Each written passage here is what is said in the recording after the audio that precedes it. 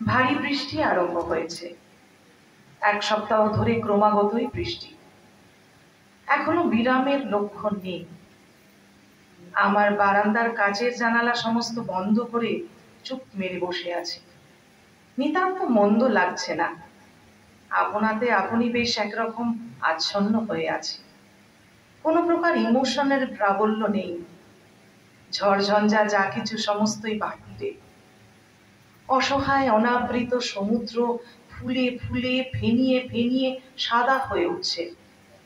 সমুদ্রকে দেখে আমার মনে হয় কি একটা প্রকাণ্ড অন্ধ শক্তি বাধা পড়ে আস্ফালন করছে।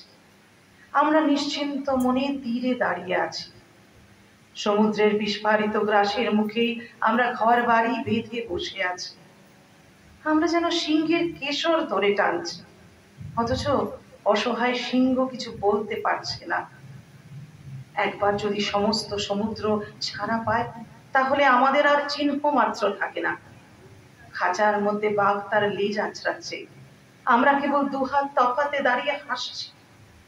একবার চেয়ে দেখুন কি বিপুল বল, তরঙ্গগুলো যেন দৈত্যের মাংসপেশির মতো ফুলে উঠছে। পৃথিবীর সৃষ্টির আরম্ভ থেকে এই ডাঙায় জলে লড়াই চলছে।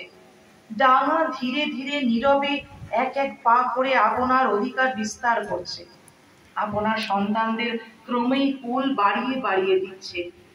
আর পরাজিত সমুদ্র পিছু হটে হটে কেবল ফুসে ফুসে বক্ষে করাঘাত করে মরছে।